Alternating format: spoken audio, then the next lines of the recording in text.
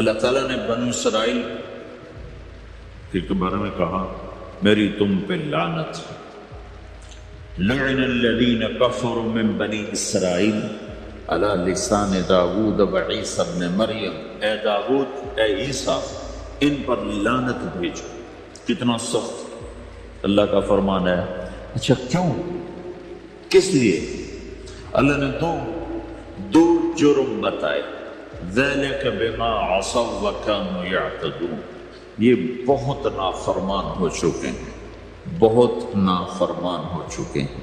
ایک اس کی وجہ سے ان پر اللہ کی لعنت۔ دوسرا کیا ہے؟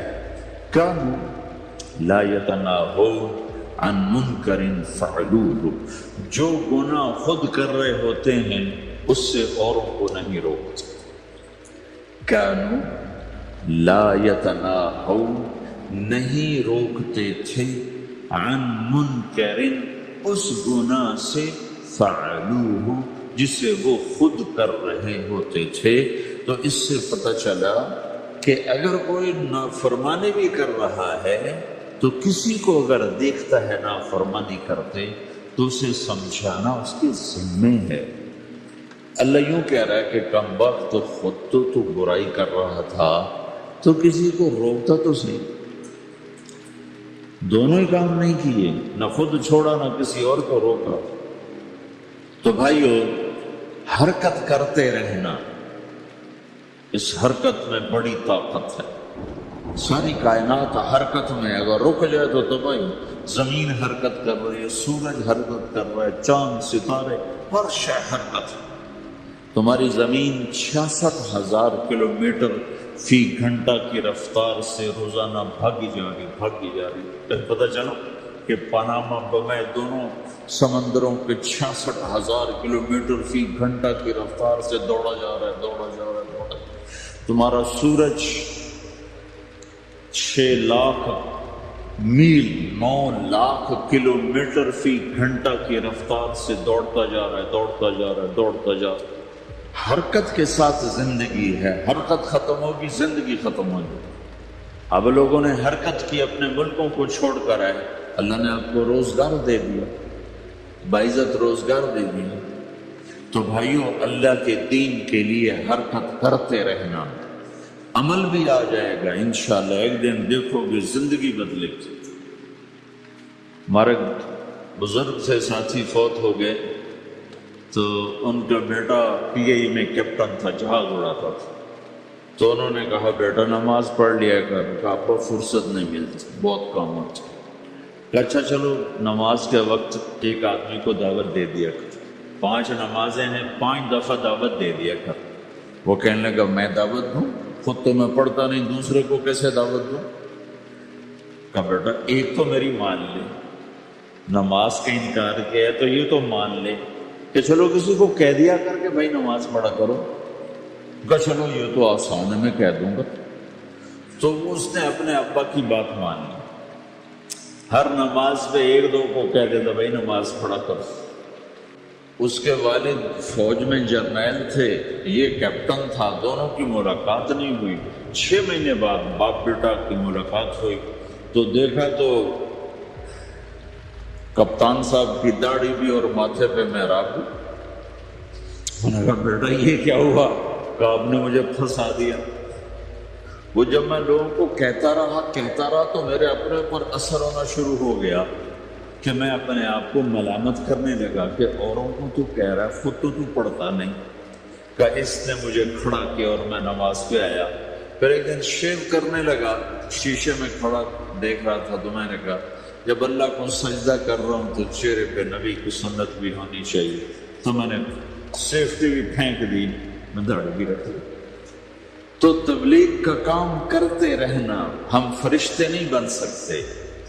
ایک دفعہ ایک آدمی نے میرے اوپر بڑی چڑھائی کہ تم تبلیغ والے منافق ہو، کہتے کچھ ہو کرتے کچھ ہو، تمہارے قول اور فعل میں بہت فرق، بہت۔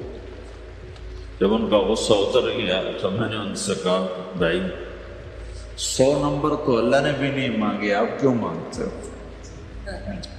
اللہ نے کہا ہے فَمَنْ ثَقُلَتْ مَوَازِينُهُ، جس کی نیکیاں بڑھ جائیں گی گناہ تھوڑے ہوں گے تو پاس کر دوں گا۔ تو 100 نمبر تو اللہ نے بھی نہیں کہا کہ ایک گناہ تیرے کھاتے میں نہیں ہونا چاہیے، 100/100 نمبر لے گا تو جنت دوں گا، نہیں تو ریپٹ مار کے جہنم میں ڈالوں گا۔ تو 100 نمبر تو اللہ بھی نہیں مانگتا، اسے پتا ہے میرا بندہ کمزور ہے، کبھی گناہ کرے گا کبھی نیکی کرے گا۔ تو وہ کہتا ہے جس کے پاس 51 نیکیاں ہوئیں اور 50 گناہ ہوئے تو لوں گا تو 51 جھک جائیں گے نا، 50 معاف۔ یہ مثال دے رہا ہوں میں۔ ہمارے علاقے میں ایک زمیندار تھے، وہ ذکر بھی بہت کرتے تھے، گالیاں بھی بہت دیتے تھے۔ ادھر سبحان اللہ تیرے فلانے، الحمدللہ کے ساتھ پھکڑ تولتے تھے، ساری زندگی وہ ایسا ہی کرتے رہے۔ جب وہ فوت ہو گئے تو کسی نے ان کو دیکھا تو انہوں نے پوچھا کہ میاں صاحب آپ کے ساتھ کیا ہوا، آپ تو گالیاں بہت دیتے تھے۔ خود انہیں یہ پوچھ رہے آپ تو گالیاں بہت دیتے تھے، تو آپ کے ساتھ کیا ہوا؟ کہ اللہ تعالیٰ نے میرے ذکر اور میری گالیوں کو تولا تو میرا ذکر بڑھ گیا تو میری بخشش ہو گئی۔ اللہ نے بھی کاؤنٹنگ رکھی ہے، پرفیکشن مانگی ہی نہیں۔ اگر اللہ پرفیکشن مانگتا تو پھر آپ کہتے تم کرتے کچھ ہو کہتے کچھ ہو۔ اگر میں کہتا صحیح ہوں ایک نیکی تو کر رہا ہوں اور کرتا نہیں ہوں تو ایک گناہ کر رہا ہوں، کیا پتا میرا رب میرے کہنے کے تو فعل میرے نہ کرنے کو معاف کر دے۔ بس ایک صورت میں ہے کام خطرناک کہ اگر میں اس کہنے سننے کو اپنی دنیا بنانے کا ذریعہ بنا لوں پھر خطرناک ہے۔ تأمرون الناس بالبر وتنسون انفسکم وانتم تتلون الکتاب، وہ یہ آیت ہے۔ لیکن اگر میرے اندر اخلاص ہے تو پھر میں انسان ہوں، کبھی اچھا کروں گا کبھی برا کروں گا، لیکن میرے ذمہ صدا لگانا ہے۔ تو بھائیو اس تبلیغ کے کام کو کرتے رہنا، کرتے رہنا، اس سے ایمان بنتا ہے، ایمان سے دین وجود میں آتا ہے۔ دین کے 2 حصے ہیں، ایک عبادات ہے جس میں نماز سب سے اہم ہے، پھیری پہ ہو گھر پہ ہو نماز نہ چھوڑو۔ رمضان کے روزے ہیں، اللہ پھر رزق زیادہ دے دے، حج کرو، زکوٰۃ دو، لیکن عبادات بڑی محدود ہیں اور اس میں کثرت اللہ نے مطالبہ بھی نہیں کیا، بلکہ اللہ تعالیٰ نے اس میں اعتدال ہی کو پسند فرمایا ہے۔ اللہ تعالیٰ نے ہمارے نبی لمبی لمبی نمازیں پڑھتے تھے تو اللہ تعالیٰ نے روک دیا، ما انزلنا علیک القرآن لتشقی، میرے نبی میں نے تمہیں قرآن اس لیے نہیں دیا کہ تو لمبی لمبی نمازیں پڑھ کے تھکتا رہے، درمیان نہ چل۔ اللہ کے نبی نے تبلیغ میں زیادہ زور دکھایا تو اللہ نے اس پر بھی کہا فلا تذهب نفسك عليهم حسرات، اتنا غم نہ کیا کر کے تو خود ہی ہلاک ہو جائے، مت نہیں، ایسا نہ کر۔ تو عبادات محدود ہیں اور اس میں اعتدال مطلوب ہے۔ سارا دن مصلی پہ بیٹھنا یہ اللہ نہیں دیکھنا چاہتا، اللہ یہ دیکھنا چاہتا ہے کہ تو باہر جا تاکہ میں دیکھوں کہ اب تو کیا کرتا ہے۔ دوسرا حصہ اس کا اخلاقیات ہے، آپس کی معاشرت ہے۔ دین جو اثر انداز ہوتا ہے وہ معاشرت سے اثر انداز ہوتا ہے، عبادت سے نہیں، عبادات سے نہیں۔ عبادت تو مسجد کے اندر ہے یا مصلی پر گھر کے اندر ہے، روزہ اندر کی چیز ہے، حج بیت اللہ میں ہے، زکوٰۃ مسلمان کو دی جاتی ہے۔ تو دنیا میں دین پھیلنے کے لیے اور اپنوں کو دین کے قریب کرنے کے لیے جو سب سے بڑا عمل ہے وہ بھائیو اچھے اخلاق۔ یہ دوسرا حصہ میں آج بیان کرنا چاہتا ہوں۔ اللہ کے نبی نے فرمایا ایو اور الاسلام اوثق، مجھے بتاؤ اسلام کا سب سے مضبوط عمل کیا ہے؟ تو صحابہ نے کہا الجہاد، یا رسول اللہ جہاد، اسلام کا سب سے مضبوط عمل کیا ہے؟ صحابہ نے کہا جہاد، تو آپ نے کہا وحسن وما هو به، ہاں جہاد بہت اچھا عمل ہے لیکن سب سے بڑا عمل نہیں ہے، سب سے مضبوط عمل نہیں ہے۔ انہوں نے کہا جی الصلاۃ، نماز۔ تو ہم نے کہا ہاں وحسنۃ وما ہی بہا، نماز بھی بہت اچھی چیز ہے لیکن وہ نہیں جو میں پوچھ رہا ہوں، سب سے اعلیٰ، سب سے اوپر، سب سے مضبوط نہیں۔ تو انہوں نے کہا جی الحج، حج۔ تو آپ نے کہا حج بھی بہت اچھا عمل ہے لیکن وہ نہیں جو میں نے پوچھا ہے۔ پھر صحابہ نے کہا جی روزہ، آپ کا روزہ بھی بہت اچھا ہے لیکن وہ نہیں جو میں نے پوچھا ہے۔ تو پھر صحابہ نے کہا یا رسول اللہ پھر آپ ہی بتائیں، ہمیں تو نہیں پتہ۔ تو ہمارے نبی عبادات سے اوپر لا رہے ہیں، اپنے ساتھیوں کو عبادات پہ قائم کر دیا۔ ہر آدمی نمازی بن چکا ہے، ہر آدمی روزے دار بن چکا ہے، ہر آدمی مالدار زکوٰۃ دینے والا بن چکا ہے، اور ہر آدمی حج کا جذبہ پیدا کر چکا ہے۔ اب آپ ان کو اخلاق پہ لانا چاہتے ہیں، چونکہ اسلام کی تکمیل اخلاق سے ہے۔ اسلام کو تشبیہ دی گئی ہے گھر کے ساتھ، بنی الاسلام علی خمس، تو بنیا کا لفظ عمارت پر بولا جاتا ہے۔ تو اسلام کی بنیاد میں ہے کلمہ، نماز، روزہ، حج، زکوٰۃ۔ اگر اس مسجد کی بنیادیں بھر دی جائیں تو اس کو مسجد تو نہیں کہیں گے نا۔ ہاں جی بنیادیں ڈال دی ہیں، چھت ڈالنی ہے، جب چھت پڑے گی تو پھر یہ مسجد کہلائے گی۔ تو اسلام کی بنیاد قائم ہو چکی تھی، اب آپ چھت ڈالنا چاہتے تھے۔ چھت کیا ہے؟ وہ اچھے اخلاق ہیں، تو اب آپ ان کو اوپر لا رہے ہیں، اوپر لا رہے ہیں۔ تو آپ نے جب پوچھا تو انہوں نے وہی کہا جو انہوں نے ابھی سیکھا تھا، نماز، روزہ، جہاد، حج، لیکن آپ نے سب کی نفی کر دی، نہیں یہ بھی نہیں، یہ بھی نہیں، یہ بھی نہیں، یہ بھی نہیں۔ اچھا یا رسول اللہ آپ بتائیں۔ تو آپ نے فرمایا ان اوثق عر الاسلام الحب للہ والبغض للہ، اسلام کا سب سے مضبوط عمل وہ آپس میں اللہ کے لیے محبت کرنا ہے۔ اسلام کا سب سے مضبوط عمل وہ آپس میں اللہ کے لیے محبت کرنا ہے۔ اسلام کا سب سے مضبوط عمل وہ محبت ہے، اللہ کے لیے بغض ہے، اللہ کے لیے محبت ہے، یہ اسلام کا سب سے مضبوط عمل ہے۔ تو بھائیو یہ چھوٹا سا معاشرہ اسلامی بن جائے، اس کے لیے بنیاد میں نے پہلے بتا دی، اب چھت بتا رہا، وہ ہیں اچھے اخلاق۔ اللہ تعالیٰ نے جب ہمارے نبی نے نماز لمبی پڑھی تو اللہ نے کہا درمیانی پڑھو، میں نے ابھی بتایا۔ تبلیغ میں دکھ زیادہ جھیلا تو اللہ نے کہا درمیانہ چلو، لیکن جب اللہ کے نبی نے اخلاق بلند کیے، اخلاق، تو اس پر بھی اللہ تعالیٰ فرماتا میرے نبی ذرا اتنا نرم نہ ہو، تھوڑا سا سختی دکھا، آنکھیں دکھا، تھوڑا شوشاں کر۔ تو میرے رب نے کیا کہا؟ واہ، میرے رب نے آپ کے اخلاق کی جیسی تعریف کی ہے، آپ کے کسی عمل کی ایسی تعریف نہیں کی۔ نماز کو کہا معتدل، اعتدال، دعوت کو کہا اعتدال، اور اخلاق کو کیا کہا؟ انک لعلی خلق عظیم، اور اس کو طاقت پہنچائی قسم اٹھا کے نون، پھر قسم اٹھائی قلم کی جو علم کا ذریعہ ہے، والقلم وما یسطرون، مجھے قسم ہے قلم اور اس کی تحریر کی، ما انت بنعمت ربک بمجنون وان لک لاجرا غیر ممنون۔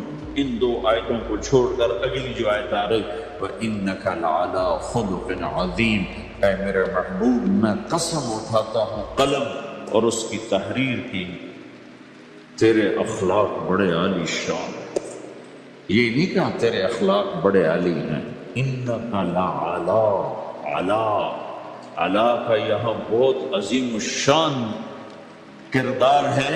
علا یہ بتا رہا ہے کہ اے میرے نبی جتنے اخلاق تصور کیے جا سکتے ہیں وہ سب تیرے تابع ہو چکے ہیں، اور تو ان پہ سوار ہو چکا ہے، تو ان پہ چھا چکا۔ علا چھا جانے کے لیے ہوتا ہے کہ تمام اخلاق تیرے غلام ہو چکے۔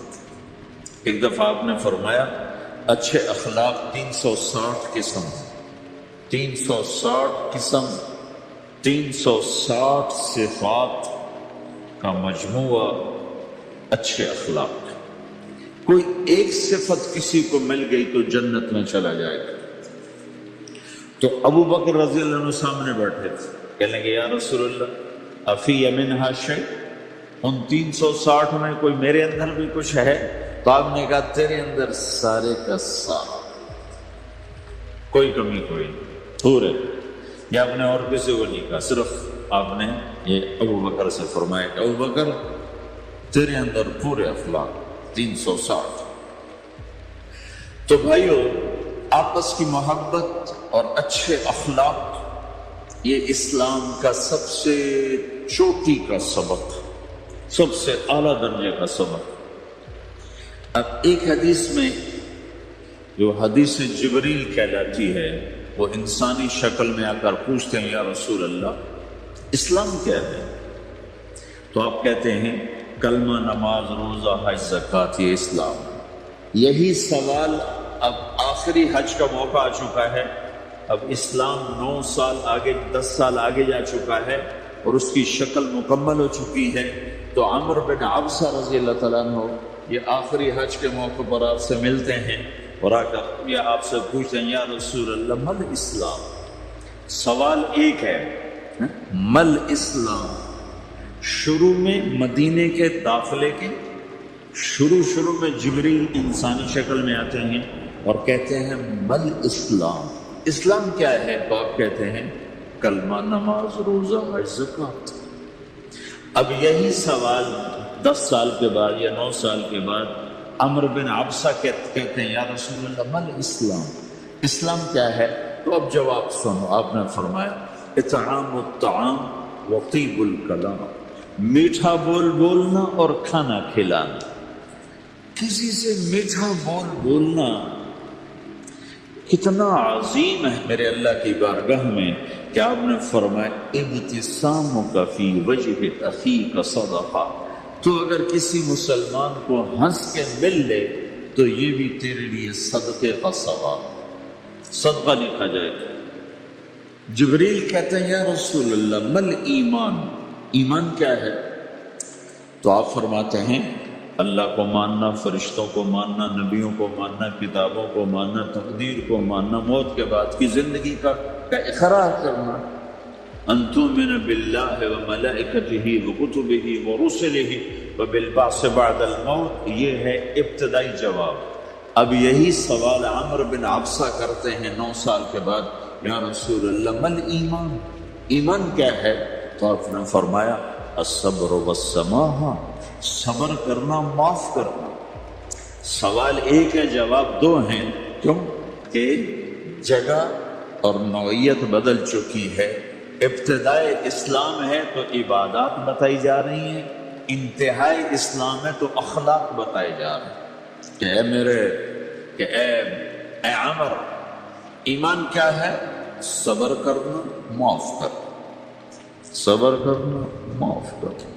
تو بھائیو، جو ہمارا معاشرہ بنے گا اسلامی، گھر میں باہر، وہ بنے گا اچھے اخلاق سے، عبادت سے نہیں، علم سے نہیں، تبلیغ سے نہیں، وہ بنے گا اچھے اخلاق سے، میٹھے بول بولنے سے، درگزر کرنے سے، معاف کرنے سے، سہ جانے سے، اور بازار میں سچائی۔ بازار میں میٹھا بول نہیں، وہ تو ہر تاجر مسکرا کے ملتا ہے، ہاں وہ تو کاروبار ہے مسکرانا۔ سچا بول، الصدق ینجی والکذب یہلک، میرے نبی نے فرمایا سچ نجات دیتا ہے اور جھوٹ ہلاک کر دیتا ہے۔ تو بازار کے اخلاق ہیں صحیح بولنا، صحیح تولنا، دھوکہ نہ دینا۔ میرے نبی سے پوچھا گیا یا رسول اللہ مسلمان بزدل ہو سکتا ہے، ڈرپوک؟ آپ نے کہا ہو سکتا ہے۔ کہ یا رسول اللہ مسلمان بخیل ہو سکتا ہے، بخیل، کنجوس؟ آپ نے کہا ہو سکتا ہے۔ کہ یا رسول اللہ مسلمان جھوٹ بول سکتا ہے؟ ہاں، جھوٹ نہیں بول سکتا۔ آپ نے فرمایا میں اپنے امت میں ہر عیب کی توقع رکھتا ہوں کہ میرا امتی ہر گناہ کر سکتا ہے لیکن دو کام نہیں کر سکے گا اگر وہ میرا امتی ہے، ایک جھوٹ کبھی نہیں بولے گا، ایک دھوکہ کبھی نہیں دے گا۔ اور یہ دونوں کام ہمارے پورے عروج پر ہیں۔ تو مسلمان دھوکہ نہیں دیتا کسی کو، مسلمان جھوٹ نہیں بولتا۔ تو اللہ کے نبی نے یہ نہیں فرمایا جو نماز نہیں پڑھتا وہ میری امت میں سے نہیں، جو روزہ نہیں رکھتا میری امت میں سے نہیں۔